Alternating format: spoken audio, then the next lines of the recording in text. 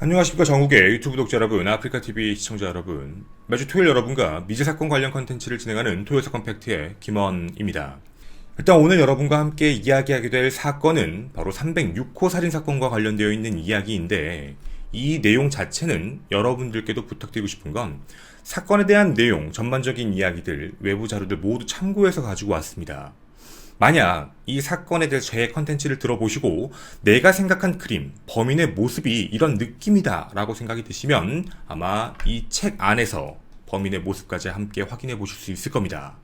아직 범인이 잡히지 않았지만 여러분이 생각하시는 범인의 모습이 과연 얼마만큼 가까울지 저도 궁금합니다. 오늘 이야기 시작하도록 하겠습니다. 부산광역시 영도구, 이름 그대로 영도라는 섬이 영도대교와 부산대교 두 곳으로 이어져 현재는 차량으로도 통행이 가능한 지역입니다. 조선소와 공공예술이 공존하고 있고 많은 사람들이 관광지로 즐기는 태종대가 있는 참으로 아름다운 섬이지만, 반면 그 내를 살펴보면 노후한 주택들이 많아 범죄율도 약간 높은 편에 속하기도 합니다. 현재는 많이 나아진 것이라고 하긴 하지만 사건 발생 당시에는 CCTV 자체도 많이 없었고, 그리고 가로등도 거의 존재하지 않는, 그렇게 많이 발전되지 않은 장소였던 곳이죠. 지금으로부터 16년 전 이 영도를 발칵 뒤집은 사건이 발생됩니다. 이 사건의 범인은 정말 무수히 많은 증거를 남겼지만 아직까지 범인은 잡히지 않은 미제 사건으로 분류되어 있습니다. 오늘 우리는 이 사건의 범위를 추적해보고자 하는데, 여러분에게 사건이 발생한 것부터, 그리고 범행 현장에 대해 거시적인 관점부터 굉장히 미세한 부분까지 얼마나 여러 가지의 증거들이 나와 있었고 그걸 토대로 범인의 모습이 어떨지, 그리고 마지막으로 목격자들의 진술까지 함께 합쳐서 범인을 그려보고자 합니다. 사건의 발생부터 여러분에게 전달해드리겠습니다. 2003년 8월 23일 밤 11시가 넘은 시각, 부산 영도경찰서에 한 통의 신고 전화가 걸려오게 됩니다. 여기 대교동 초원장인데요, 살인사건이 났습니다. 빨리 좀 와주십시오. 위치는 대교 2가에 위치한 초원장이라는 여관이었습니다. 현장에 출동했던 경찰들은 그 참혹성 자체에 혀를 내두를 정도였습니다. 당시에 출동했던 형사분, 책의 내용에 있는 내용을 발췌해서 그대로 읽어드리면, 열려있던 초원장 306호 가까이에 가자 피냄새와 함께 비릿하고 역겨운 냄새가 동시에 풍겨와 복도까지 가득 채웠다. 306호 입구를 들어갔을 땐 여름용 슬리퍼 한 켤레와 여자 구두 한 켤레가 보였고, 문 턱부터 시작해 피의 흔적이 먼저 들어왔다. 속옷 상의만 걸친 피해 여성이 엎드려 있고, 주변에는 몸에서 흐른 피와 방 안에 흩뿌려진 피자국이 선명하게 보였다 라는 내용입니다. 당시 형사분의 이야기입니다. 이 이야기대로 사건 현장은 매우 참혹했습니다. 사진이 조금 잔혹스러울 수 있는 점 먼저 말씀드리겠습니다. 현장을 실제로 찍었던 CCTV였는데 안에 들어가서 봤을 때 첫 번째 모습, 그리고 안에 있던 침대의 모습, 혈액이 엄청나게 많은 상태로 보였다라는 거지요. 그리고 이 안에 깊숙이 들어가서도 혈흔은 낭자했습니다. 문틈까지 모든 게 다 혈흔이었죠. 피해자는 32세 이모씨 여성이었습니다. 총 10여 군데 정도 칼에 찔리고 베인 흔적이 육안으로 확인됐는데, 이 흔적도 매우 잔혹스러웠습니다. 육안으로 봤을 때 최초 목 부분을 찔린 것도 확인이 되었고, 그리고 가슴 부분, 복부, 팔, 그리고 손에는 방어원 같은 것도 확인이 됩니다. 최초 출동한 경찰들은 사인을 과다출혈로 이해했습니다. 그 이유는 주변을 봤을 때 엄청나게 많은 혈액량이 나와 미루어 짐작 가능한 부분이었죠. 그리고 범행 현장에는 그 이외에 범인의 모습을 특정할 만한 증거들도 매우 많았습니다. 방 입구에 범행에 사용됐던 흉기가 발견됩니다. 바로 이 흉기였습니다. 일반 화도. 총길이 21cm, 칼날은 10cm 정도였고 외부에서 판매될 때는 과일 깎는용으로 판매됐던 칼입니다. 이뿐만이 아닙니다. 옆에는 금장 남성 시계, 물론 진짜 금은 아니었습니다. 시장에서 파는 당시 가격으로 2, 3만원 정도 되는 싼 가격의 시계였지요. 시간은 정상적으로 흘러가고 있었습니다. 그리고 남성 속옷이 확인됩니다. 사이즈는 100 정도로 확인됐고요. 상의와 하의 모두 있었지요. 그리고 안경이 확인됩니다. 또 다른 이외의 증거로는 그 안에 담배꽁초 같은 누군가가 담배를 핀 것이죠. 이뿐만이 아닙니다. 뭔가 DNA를 채취할 수 있는 정액, 즉 피임기구가 하나 확인되는데 그 안에 정액까지 확인이 됩니다.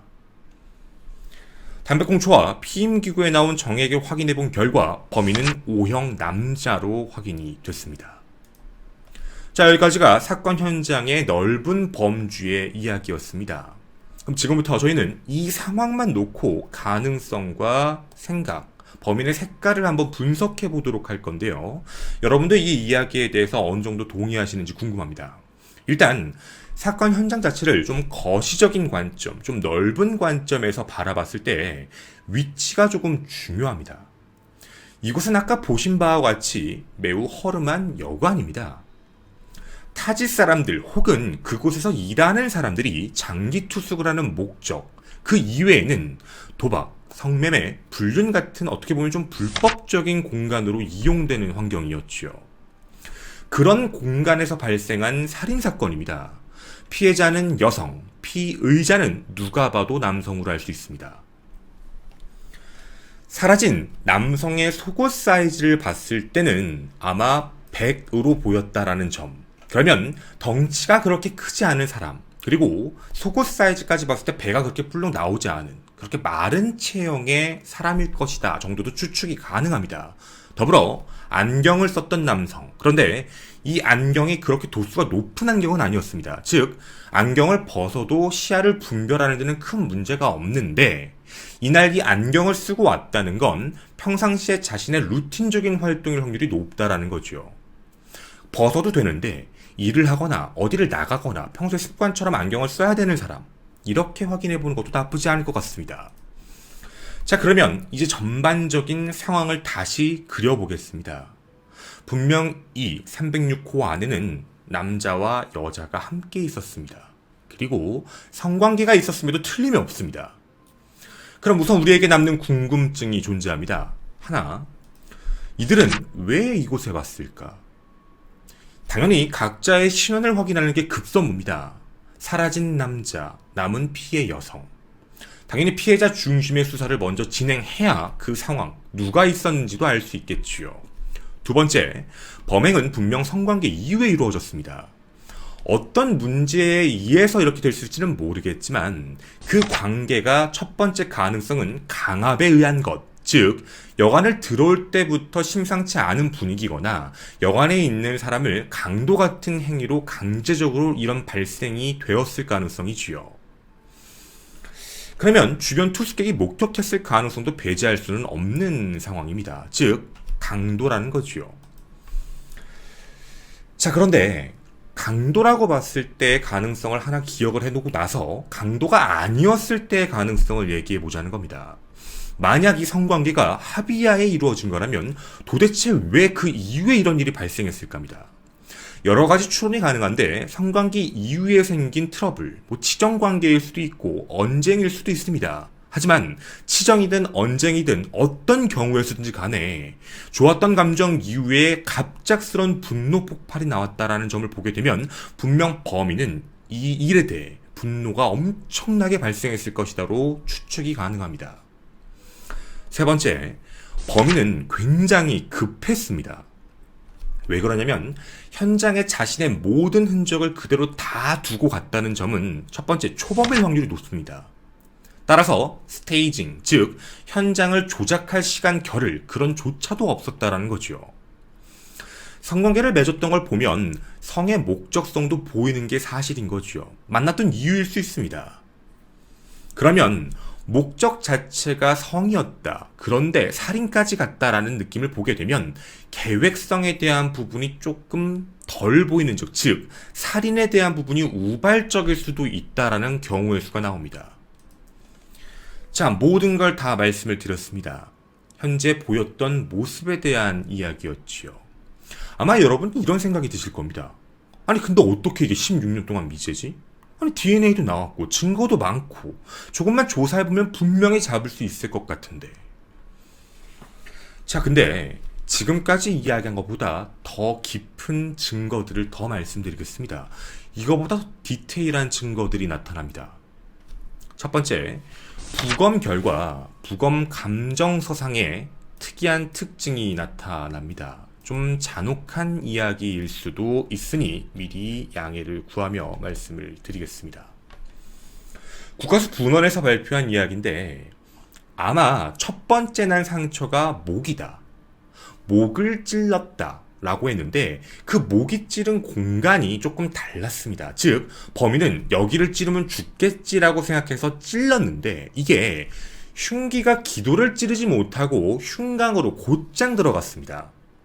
이게 어떤 느낌이 될 거냐면 찌른 범인의 입장에서는 푹 아내가 비었다라는 느낌인 거죠.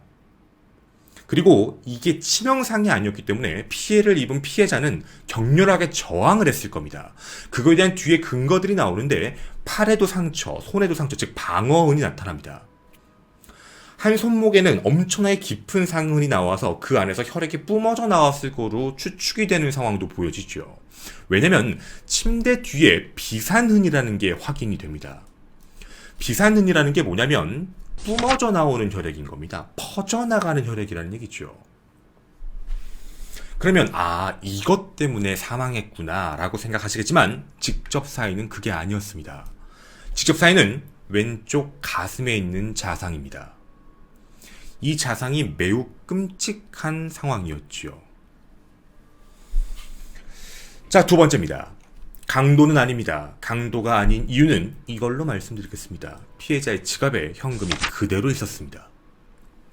세 번째, 접촉혈흔이 존재합니다. 접촉혈흔이라는 게 뭐냐면 여기가 3층이었지요. 3층에서 4층으로 올라가는 계단, 그 계단 쪽에 혈흔이 묻어 있었습니다. 그 혈흔을 조사해봤는데 그 혈흔이 피해자의 혈흔과 일치합니다. 사망한 피해자가 나와서 혈액을 묻혔을 이유는 없으니까 범인으로 보이는 사람이 혹은 침입자로 보이는 사람이 이런 혈흔을 묻힌 것으로 추측이 되는데 그 사람이 왜 3층에서 4층으로 올라가는 계단 사이에 있었을까가 하나의 궁금증으로 남는 상황이지요. 물론 어느 정도 추측은 될 수도 있습니다. 다음입니다. 네 번째, 혈액에 대한 증거물들이 존재합니다. 보통 혈액이 5리터라고 생각을 해보면 2리터 정도가 나오면 사망을 합니다. 과학 결과에 따르면 정맥이든 동맥이든 다치게 됐을 때는 분당 0.5리터, 즉 피해자가 사망하는 데까지 약 3, 4분 정도는 생존했을 것으로 판단이 되는데 눈에 띄는 상흔이 발견됩니다. 바로 이 상흔입니다. 조금 잔혹할 수 있습니다. 자, 문 틈에서 모자이크가 되어 있지만 무언가 혈액이 묻어있는 모습, 그리고 끓는 혈액이 하나 보입니다. 그리고 나서 또 하나의 혈액이 보이는 건 방바닥에서 뭔가 움직였다라고 보이는 혈액이 존재합니다. 살아있었다라는 겁니다. 치명상을 입고 나서 안에서 혈액이 뿜어져 나오는 상황에서 3, 4분 정도는 의식이 있었다라는 이야기지요. 그리고 어떻게 보면 여기 방지턱, 문턱에서 끌린 흔적이 있다는 건 필사적으로 도망치려고 했던 피해자를 잡아 끌었다라고 밖에 보여지지가 않는 상황인 겁니다. 자, 여기까지 나와 있는 상황에 대해 조금 분석을 해보자면 이런 이야기입니다. 국가수 부검이 정확하게 나온 얘기를 읊어드리면 이렇게 되어 있습니다. 한 번 왼쪽 가슴을 찌른 것으로 확인이 되는데 이게 정면 방향에서 찌른 것으로 확인이 된다. 즉 마주보고 있는 상태에서 찔렀다라는 이야기죠. 근데 이 안에서 움직임이 매우 잔혹했습니다. 한 번 찌르고 난 뒤에 방향이 2번 정도 교차가 됐다라고 보이는데, 왜냐면 그 안에서 상흔이 2번 정도 더 존재합니다. 처음에 찔렀을 때 심장에 있는 심실 방향을 건드렸고, 그 이후에 횡격막, 그래서 뚫어서 간까지 들어간 것으로 확인이 됩니다. 즉, 첫 번째 상흔은 존재하지만 그 이후에 방향을 2번이나 바꿨다라는 이야기죠. 정면에서 찔렀고 폭이 약 2.5cm, 왼쪽에서 오른쪽으로 형성됐다고 봤을 땐 키가 비슷한 사람, 피해자가 키가 170 정도, 그럼 범인도 키가 170 정도의 좀 몸이 왜소한 사람일 겁니다. 그리고 오른손잡이다라는 특징까지 확인이 될 겁니다. 그럼 두 번째, 우리가 이제 궁금해지는 조금 집중할 수 있는 내용입니다. 강도가 아닌데 왜 이렇게 행동했을까? 오버킬, 즉 과잉살상이라는 견해가 있는 건데요. 어째서 성관계 이후에 이런 행동을 했을까라는 문제인 겁니다. 대부분 이런 오버킬을 할 때는 열등감이라는 문제인 건데, 상대방이 자신의 열등감을 건드렸다라는 겁니다. 즉, 우리가 지금 여기서 꼭 기억해야 되는 건 피해자와 피의자 사이에 피의자의 자격지심이 폭발할 만한 이야기, 성관계 이후에 외부 보도에도 많이 나온 것들이 있습니다. 예를 들면 성행위에 대한 부분에서 비하하거나, 혹은 그 사람이 가지고 있는 컴플렉스적인 부분을 건드렸다거나, 이랬을 때 분노 폭발로 나타났다는 문제인 거죠. 그 무언가가 무엇일지를 생각을 해봐야 됩니다. 세 번째입니다. 묻었다라는 부분. 아까도 말씀드렸지만 3층에서 4층으로 올라가는 계단에서 혈액이 묻었다. 범인이 왜 3층에서 4층으로 갔을까요? 이 부분은 충분히 추론이 가능합니다. 살상을 했던 범인이 외부로 나가다가 아마 무언가 소리를 들었을 겁니다. 즉, 3층으로 누군가가 올라오는 소리라던가 아니면 3층에서 누가 나오려는 소리를 들었다는 것. 그럼 다시 역으로 생각해보면 이 초원장 306호에서 발생한 사건을 누군가는 들었을 가능성이 매우 높다는 겁니다. 혹은 우연이었어도 마주치기 싫어 행동을 한 문제였다는 거죠. 다음 네 번째입니다. 우리가 하고 싶은 이야기 중에 여러분이 느끼고 싶은, 여러분의 생각이 궁금한데 계획일까요? 우발일까요? 사실 지금까지 보게 되면 무언가 다 두고 갔고 혈액도 그대로, 자신의 증거물도 그대로 두고 갔다는 건 어찌 보면 우발적으로 보여집니다. 근데 왜 칼을 갖고 있었지? 칼을 갖고 있다는 건 계획범죄 아닌가? 그 칼에 대한 문제가 하나 대두가 됩니다. 왜냐면 이 칼에 한 가지가 없습니다. 사실 DNA는 확보했지만 여기서 범인을 못 잡았던 결정적인 이유였는데, 칼에서 범인의 지문이 안 나옵니다. 도대체 왜 안 나왔을까요? 피가 묻어서 지문이 안 나왔다. 말이 안 됩니다. 왜냐면 혹시 손에 피가 묻어보신 적 있습니까? 끈적끈적해서 어떻게 보면 그 찍히게 됐을 땐 지문이 더 잘 남는 게 정상입니다. 그리고 지문 자체가 묻는 과정이 일반적으로는 손의 유분, 즉 기름기 때문에 찍히게 되는 건데, 긴장하고 찔렀을 범인의 지문이 묻지 않았다는 건 말이 안 된다는 거죠. 그러면 장갑을 꼈나? 근데 장갑을 꼈다라고 보기에는 아까 말씀드린 계단에 손 같은 걸로 흩어지다가, 물론 지문은 확인 안 되지만 손가락이 명확하게 확인되는 혈액이 있었다는 겁니다. 그럼 한 가지밖에 없습니다. 범인은 범행을 한 뒤에 손잡이를 닦았다는 겁니다. 그게 아니면 지문이 안 묻을 수가 없다라는 거죠. 근데 여기서 남는 의문점이 한 가지가 더 드는 겁니다.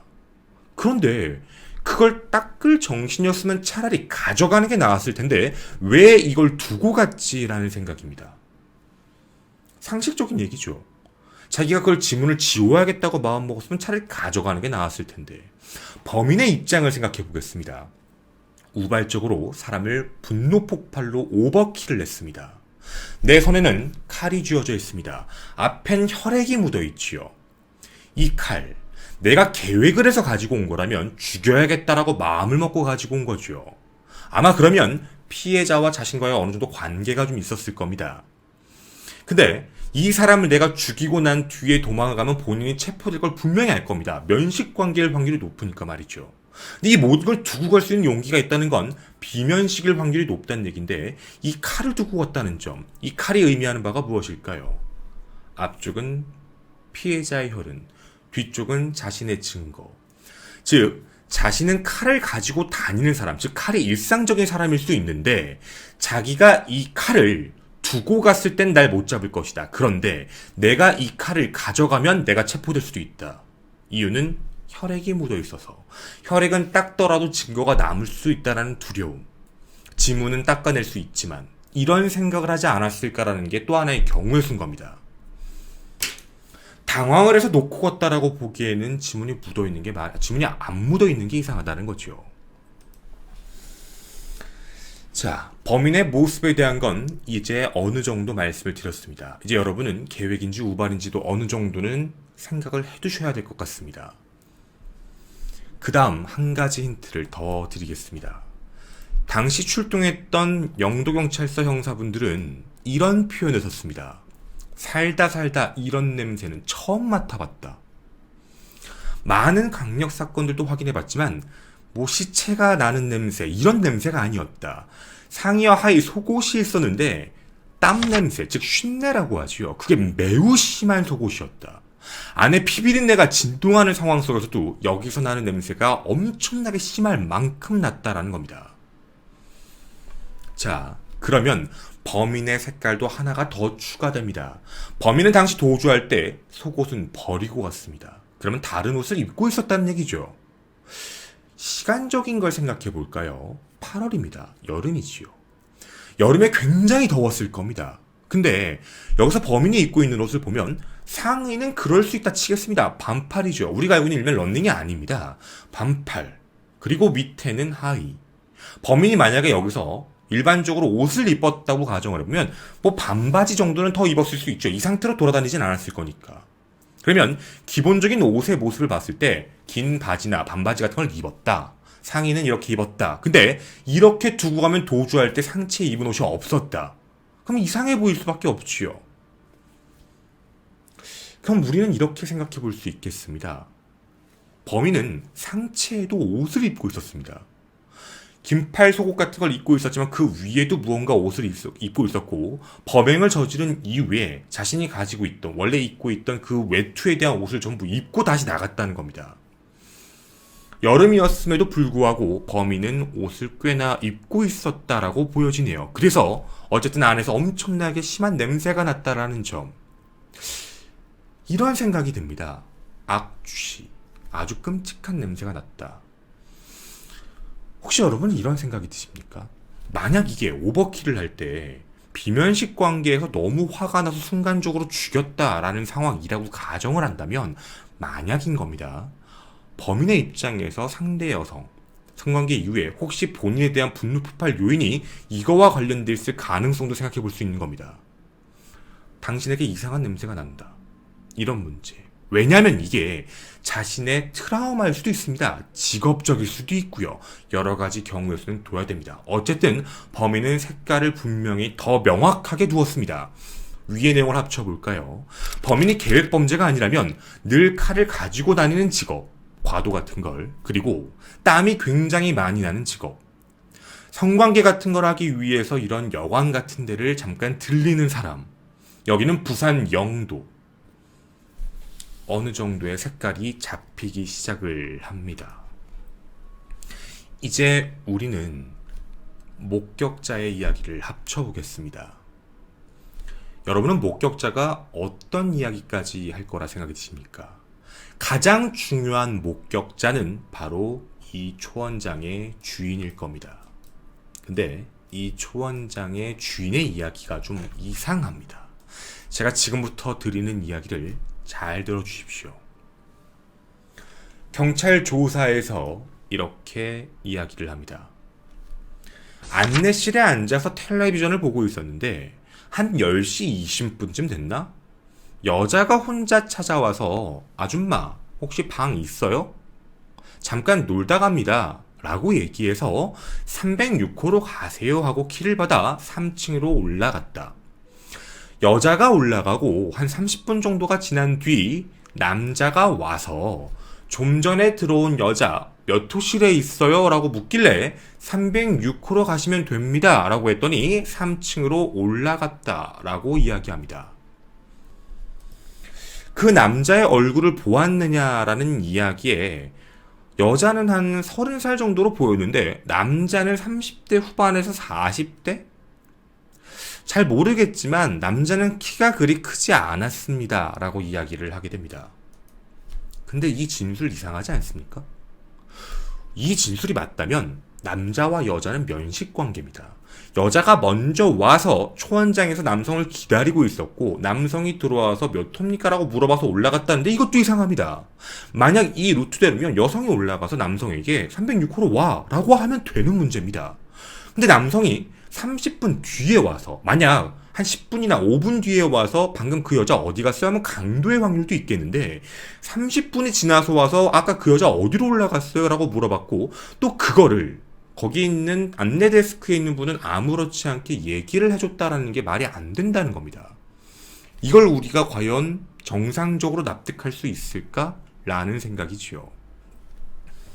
분명 당시 안내실에 있었던 사람의 진술은 무언가 이상했습니다. 해서 이 문제에 대해 경찰도 의심을 갖고 조사를 다시 해봅니다. 바로 통화 내역서입니다. 피해자의 통화 내역을 한번 확인을 해봤는데 이상한 점이 확인됩니다. 전화한 사람이 있습니다. 밤 11시 2분, 밤 11시 5분, 밤 11시 16분, 밤 11시 20분. 부재중을 4번이나 전화가 있었습니다. 범인 같습니다. 근데 11시에 전화했다는 게 이상합니다. 아까 들어갔던 시간이 10시 반쯤이었는데 말이죠. 경찰이 확인해본 결과 이 전화를 한 사람은 성매매 알선업자였습니다. 즉 성매매 알선업자가 피해자 이 씨에게 전화를 한 거였죠. 즉 이 씨는 성매매 여성이었습니다. 자, 이제 어느 정도 느낌이 옵니다. 이 사건이 초반에 꼬였던 이유는 초원장의 여주인, 그 안에 있는 주인의 진술이 거짓말이었습니다. 왜 그러냐면 본인의 가게에서 불법 성매매를 한다는 게 처벌을 당할까봐 두려워서 최초의 진술을 다르게 했다라는 거지요. 그 이후에 다시 한번 재진술을 합니다. 지금부터 여러분에게 읽어드리는 건 당시 조서입니다. 그 조서를 그대로 읽어드리겠습니다. 3층 306호 2회에 대한 이야기인데요. 진술인가 아내 땡땡땡이 처음 경찰에 와 조서를 받을 때 거짓 진술을 했는데 왜 거짓 진술하셨습니까? 라는 질문에 윤락을 알선했기 때문에 처벌받는 것이 겁이 나 서로 거짓말을 했고 당시에 서로에 대한 입을 좀 맞추기 위한 게 있었다. 죄송합니다. 라고 이야기합니다. 그 이후의 질문은 진술인은 이 초원장에서 윤락녀를 조달받는 곳이 몇 곳입니까? 주로 2곳입니다. 진술인은 처벌받는 것이 두려워 사실을 숨기는 것이 더 있느냐라는 질문에 전혀 없다라고 이야기합니다. 해서 여기에서 나온 진술 결과를 보면 이렇게 결정이 납니다. 2003년 8월 24일 새로운 임의 진술입니다. 여기까지 이게 실제 내용입니다.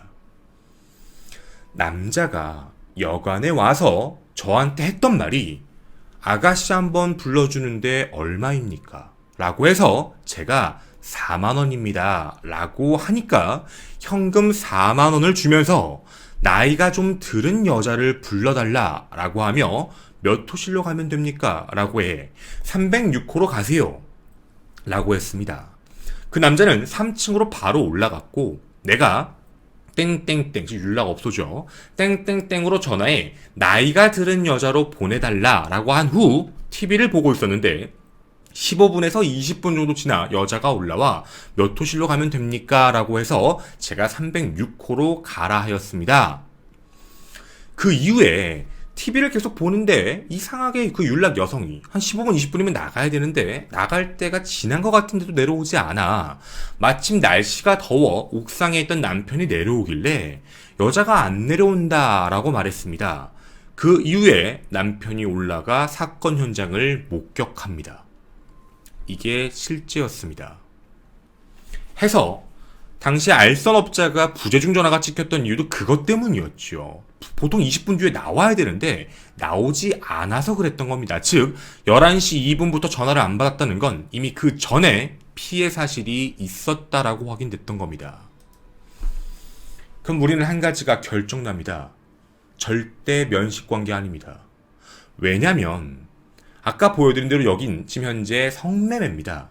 윤락 여성이 오는 상황, 남자가 나이가 좀 있는 사람을 보내주세요라고 했다라는 걸 보면 남성은 그 여성이 누군지 몰랐던 겁니다. 즉, 이 둘은 이 초원장 306호에서 처음 만날 사이입니다. 내가 이 사람을 죽여야겠어 라고 하고 만났다라는 게 아닌 거지요. 그리고 한 가지 더 힌트를 남기게 됩니다. 범인은 어떻게 알았을까요? 이 초원장이 윤락 여성을 불러준다라는 사실을 말이죠. 분명 이런 윤락과 관련되어 있는 문제를 알고 있고 여러 차례 들락날락거렸을 가능성도 매우 높은 사람이라는 겁니다. 다만 본인이 직접 업소에 전화를 한 게 아니라 여기서 얘기했기 때문에 신원을 확인할 수 없는 상황이 되어버린 거죠. 자, 이게 첫 번째 목격자 초원장의 주인의 진술입니다. 그럼 우리는 분명 여기서 확인하는 건 면식관계 아닙니다. 비면식인데 죽인 겁니다. 그리고 다음 목격자가 있었습니다. 여관 투숙객이 또 한 명 있었습니다. 306호를 벽 하나 두고 바로 옆에 있었던 303호. 당시 무언가 이상한 소리를 들었다라고 진술을 합니다. 무슨 대화를 하는 소리는 들었는데 나중에 살려주세요라는 목소리를 들었다. 그 이후 누군가가 걸어나가는 소리를 들었고 그 이후 계단에서 누군가 올라오는 소리를 들었다. 그 시간적인 텀이 매우 짧아서 둘이 마주했을 것 같은데 라는 생각이 들었지만 경찰 조사 결과에서는 둘이 마주친 적이 없습니다.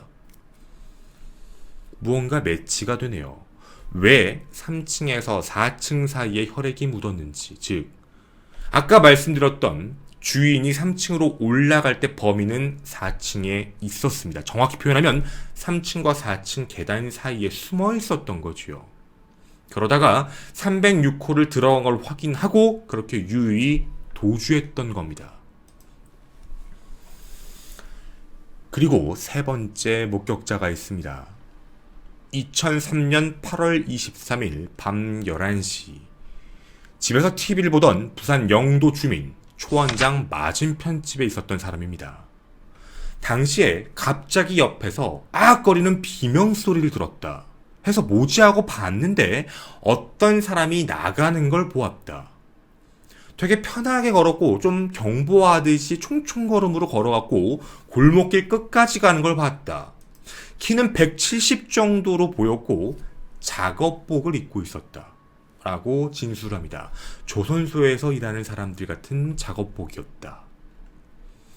이 모든 내용을 종합해보면 밤 10시 30분에 피해자 E씨가 들어갔고 당시 성매매 알선업자가 11시 2분에 전화했습니다. 즉 32분 사이에 사건이 발생됐고 도주를 했다라는 거지요. 이제 우리는 어느 정도 색깔을 다 잡았습니다. 일단 지문은 없지만 DNA도 나왔고 증거물도 차고 넘치는 상황. 용의자를 특정합니다. 당연히 초원장에 있던 바로 그 남성이 범인입니다. 그런데 못 잡았습니다. DNA를 경찰청 데이터베이스 센터에다가 확인을 해봤는데 일치하는 게 없었습니다. 16년이 지난 지금까지도 일치하는 DNA가 확인이 안 됩니다.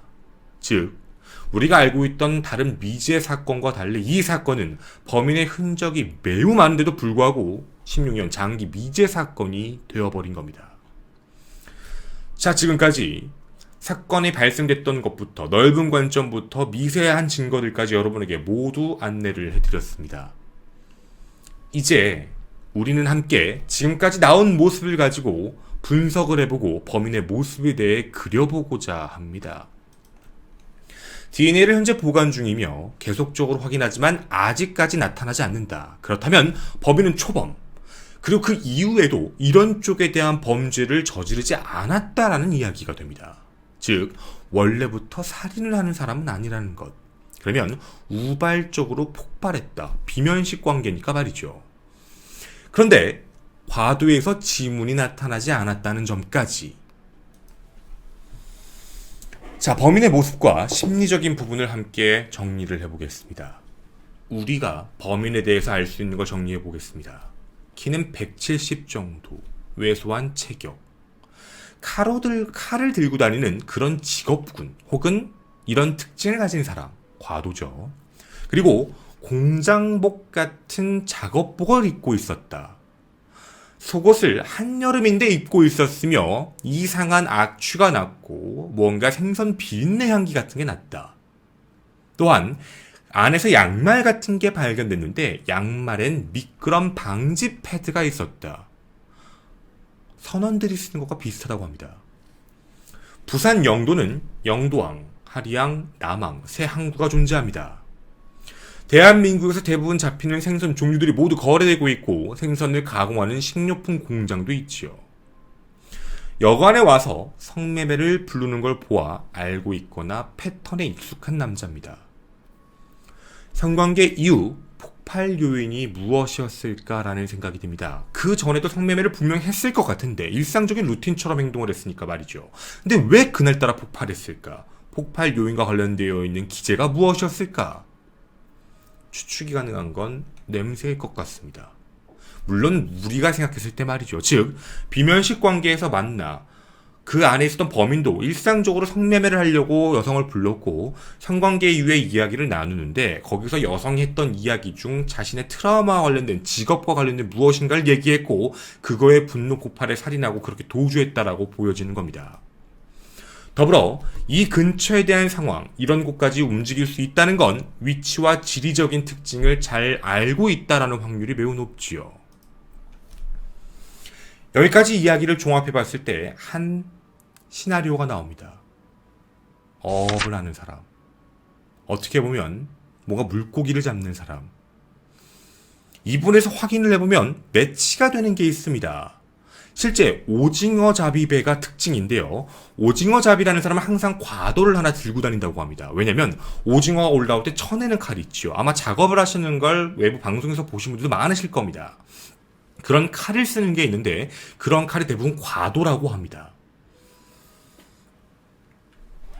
자, 그런데 이런 이야기를 합니다. 우리나라에서 오징어를 잡을 수 있는 곳이 두 가지인데 하나는 러시아로 가거나 하나는 이제 제주도 쪽, 제주도 방향 쪽, 남서방향 쪽으로 가는 것, 이렇게 이야기를 합니다. 근데 대부분 7월과 8월에는 러시아 쪽을 하기 때문에 8월달 이런 때 범행을 저질렀다라고 한다면 갔다 오고 난 직후일 확률도 분명히 있다라는 거죠. 자, 여러분에게 범인의 색깔에 대한 모습을 안내를 해드렸습니다. 범인은 평상시 안경을 쓰고 어업조업을 확률이 굉장히 높습니다. 해서 칼을 들고 다녔을 가능성도 높지요. 이 칼을 자기가 두고 간 게 문제가 아니라 가지고 갔을 때 거기에 묻은 혈액에서 자신이 체포가 될 수 있을 확률을 생각해 지문만 닦고 칼을 버렸을 가능성. DNA는 검출됐지만 지금까지 그 이외에 똑같은 범행을 저지르지 않고 있다라는 점.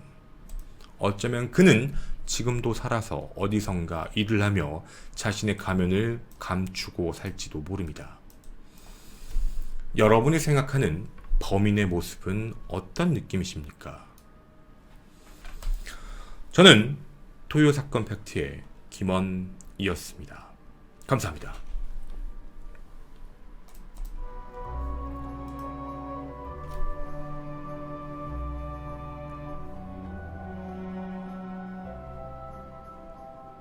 네, 안녕하세요. 김원입니다. 뒷이야기 잠깐 더 드리고 가도록 하겠습니다. 이 사건과 관련되어 있는 부분은 범인의 색깔과 관련되어 있는 게 되게 명확하게 나와 있는 게 사실인데, 여기서 범인이 잡히려면 성범죄를 저지르거나 강력범죄를 저질러서 DNA가 데이터베이스에 등재가 돼야지만 가능한 이야기거든요.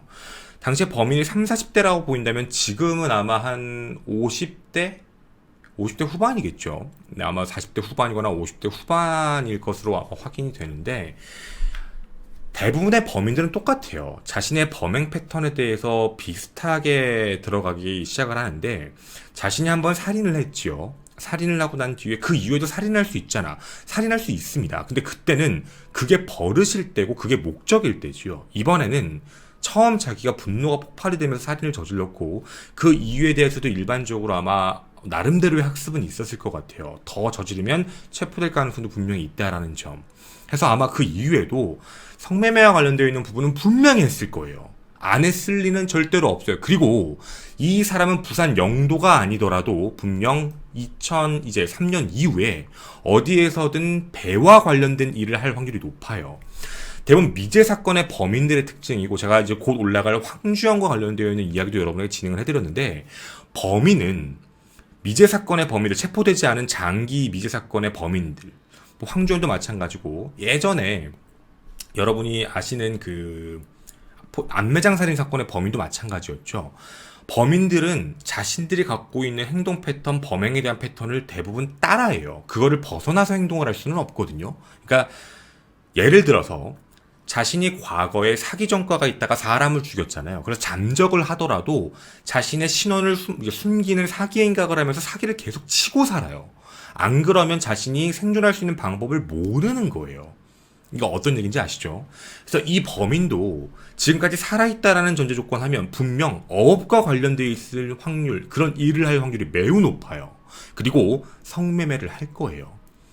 그래서 아마도 성매매를 하지만 그 이후에는 그 분노 폭발에 대한 부분을 조심할 거고, 한번 자기가 이거에 대해 실수한 걸 알고 있을 거고, 특히 성범죄와 관련된 문제를 조심해야 된다라는 생각을 되게 조심히 했을 거라고 보여져. 그래서 지금까지 체포가 안 됐을 확률이 높다라는 거죠. 이 이야기와 관련되어서 그 이제 뭐 프로그램에서는 이제 목격자에 대한 이야기를 얘기하면서 그때 당시에 범인에 대한 색깔, 그러니까 난 범인을 마주한 것 같다, 이 사람인 것 같다라고 얘기하며 목격 진술이 나왔던 분의 이제 이야기가 나와요. 근데 그게 틀렸다라는 게 아니라, 그러니까 여러분 이거는 누구를 비판하는 게 아니니까 유튜브 분들이 진짜 오해하시면 안 돼요. 그냥 말 그대로 저희들끼리 하는 그 이제 뇌피셜의 일종이에요. 범죄 심리를 하시는 분들은 밸런스가 좀 안 맞는다 그래요. 그게 무슨 소리냐면, 이 범인은 성매매를 하는 범인이고, 그때 당시에 이제 모 프로그램에서 나왔던 용의자의 모습은 일반적으로 지나가는 사람을 성추행하고 성폭행하려고 했다라고 나오거든요.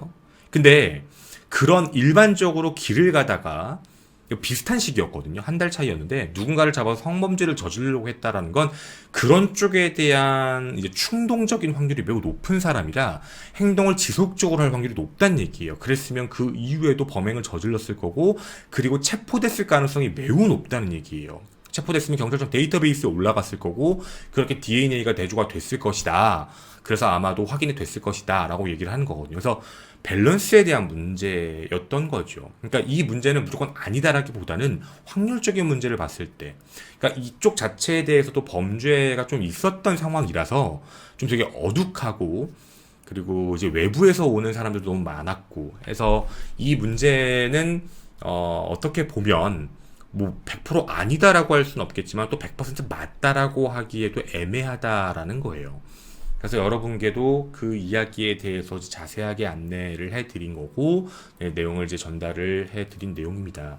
그래서 이런 부분에 대한 게 난 좀 더 디테일한, 내가 생각하는 범인의 그림은 이거야 라고 생각하셨을 때 더 궁금하시면 밀리에서제 내용을 보시면은, 뭐 저도 읽어봤는데 범인에 대한 모습들을 이런저런 경우의 수를 나눠가지고 쭉 하나씩 이제 용의자들에 대한 이야기를 서술을 하셨습니다. 그래서 그거에 대해서도 여러분이 어떤 생각이 맞을지는 모르겠지만 여러분의 생각과 굉장히 비슷한 쪽이 어느 쪽인지를 생각해 보시는 것도 나쁘지 않을 것 같습니다. 근데 분명한 건 이렇게 말씀드릴게요. 그 오버킬이라고 부르는 부분 있죠. 이 과잉살상. 그러니까 이 오버킬은 일반적인 환경에서 절대 나오지 않아요. 그러니까 그동안 범죄 심리와 관련되어 있는 부분에서 오버킬이 발생을 할 때의 대부분의 특징은, 그러니까 가만히 있다가 촉발되는 거예요. 그러니까 예를 들어서 죽여야지, 난 언제든 누굴 죽일 거야, 난 건드리면 건드려봐, 죽여버릴 거야, 이게 아니에요. 이거랑 완전히 다른 거예요. 그러니까 오버킬이라고 부르는 부분은 평상시에도 자존감이 낮고 평상시에 굉장히 소극적이고 조용한 사람일 거예요. 그러니까 이 사람 성격이 그래요. 조용하고 소심하고 누가 봐도 저 사람이 그런 일을 저질렀을 거라고? 라고 느낄 만큼 굉장히 조용조용한 사람? 그런데 그 사람들마다 일명 좀 자신한테 언급되지 않았으면 이라는 생각이 들 때가 있잖아요. 뭔가 탁 건드렸을 때 분노 폭발이 바로 올라가는 거. 그러니까 사람들마다 그런 요인들이 있다고 생각하는데 그게 좀 남들보다 심한 사람들이 있는 거예요. 그러니까 대부분 이제 분노 폭발형의 범죄자들의 특징이에요. 과거 범죄, 그러니까 이런 성범죄와 관련되어 있는 얘기를 좀 말씀을 좀 드리면, 그러니까 사례예요, 사례. 과거에 2010년에도 사건이 하나 있었는데, 당시 범인은 잡혔어요. 성매매 여성을 죽였어요. 그 이유가 뭐였냐면, 성매매 여성을 불렀고, 그리고 이제 성매매에 대한 게 끝나고, 있는 이런 대화를 하는 과정에서 상대 여성이, 이제 그 남성에게, 상대방, 어떻게 보면 이제, 성교와 관련된 부분이죠. 그걸 좀 비하를 한 거예요. 그 부분에 분노 표출이 터진 건데, 그 이유가 뭐였냐면, 그 사람이, 그러니까 성매매를 하게 됐던 이유 중에 하나가 과거부터 그런 문제 때문에 이제 여자친구들과의 트라우마가 좀 있었던 걸로 확인이 돼요. 그래서 그 문제 때문에 굉장히 심각한 건데, 남들이 봤을 때는 이 뭐야? 라고 생각하지만 그 사람한테는 그게 굉장히 심한 거예요. 근데 그걸 터트려서 결국엔 목을 졸라 죽이거든요. 그러니까 그런 부분도 있고, 그러니까 오버킬이라는 부분이죠. 근데 그때 당시에도 그냥 목을 졸라 죽인 걸로 안 끝났어요. 그냥 그게 끝난 게 아니라, 이제 칼이죠. 그걸 사갖고 와가지고 이제 모든 분노를 표출시켜요. 그러니까 이게 오버킬에 대한 케이스를 말씀을 드리면, 우리가 봤을 때는 이거 가지고라고 싶은 것도 있어요. 뭐 예를 들면 그냥 되게 단순한 상황에서도 그냥 일상적인 상황에서 뭐 예를 들면 너 오늘 머리 자른 거 되게 이상하다, 이 얘기 하나에도 터지는 거예요. 그러니까 자신은 머리에 대한 게 매우 심각한 사람이고, 그거에 대해서 되게 예민하게 반응하는 사람인데, 야, 너 머리 자른 거 되게 이상해, 이 이야기에 폭발하는 거예요. 그러니까 이런 부분들에 대해, 그러니까 사람들마다 예민한 것들에 대한 소재가 있을 거 아니에요. 근데 그게 매우 깊은 사람들, 그러니까 아마 그럴 때 이제 분노 폭발이 터지는 거예요, 순간적으로. 그리고 그 분노 폭발을 표출시킨다라고 보여지는 상황이라서, 아마 지금 이 사건의 범인도 평상시에는 진짜 조용할 거예요. 아무렇지 않게 조용히 조심스럽게 살았던 사람이지만, 이때 당시에는 정말로 열이 받았던 게 터졌다라고 보여지는데, 사실 상황적으로 봤을 때는 저희들의 추측이, 이게 뭐 여러분한테 강의 뇌피셜이에요. 그냥 느낌이 그거예요. 아마 냄새와 관련되어 있을 확률이 높아요. 그러니까 냄새와 관련되어 있을 확률이 높다는 게 뭐냐면, 그러니까 가해자의 속옷에서 그 정도 악취가 심각할 정도로 났다고 하는 걸 보면, 아마 몸에서도 그랬을 확률이 매우 높다라는 거거든요. 물론 씻었을지 안 씻었을지는 우리는 알 수가 없어요. 그 부분에 대해서 체크할 수는 없겠지만, 어찌되었든 이제 몸에 묻는 냄새죠. 자신의 몸에 갖고 있는 향기에 이제 어떻게 막 취일 수 있는데, 그 부분에 대한 트라우마가 매우 존재해서, 예를 드는 거예요. 트라우마가 존재하는데, 그래서 외부의 여성들을 못 만나는 거죠. 그러니까 다른 여성들을 만나고 싶지만 자신이 갖고 있는 직업적인 모습이나 그런 상황적인 것 때문에 못 만나서 이제 그런 성매매를 통해서 그런 욕구를 충족했던 사람인데, 그것 때문에 트라우마기도 하고 스트레스 받고 있는 상황에 그게 분노 폭발이 되면서 그 이야기 때문에 이런 행동을 한 게 아닐까라는 생각이에요. 물론 하나의 추측인 건데, 추측이에요, 여러분. 하나의 추측인 거지만 그랬을 가능성이 있지 않을까라는 생각이에요. 그래서 범인이 두고 갔던 많은 증거들이 있는 거니까 범인이 분명히 잡혔어야 되지만, 아마 지금까지 살아있다면 매우 조용히 조심스럽게 살아갈 거다라는 느낌인 거죠. 그래서 이 사건은 좀 그래요. 그리고 그 내용에 대한 부분은 외부에서 알아보시면 되지만, 대부분 고기잡이 배를 떠났을 때 오랜 시간 동안 그 안에 생활하면 다들 알고 계시더라고요. 선원분들은 이게 이제 무사람들, 밖에 외지에 있는 사람들을 만나는데 자기들끼리 못 만난다고. 그러니까 어쨌든 환경 자체가 그러다 보니까. 근데 이제 이것 때문에 그렇다라는 거고요. 그리고 이게 사실 저는 그런 생각이 들어요. 이 몽타주가 완벽하게 만들어졌을 거라고 생각은 안 들거든요, 사실. 그러니까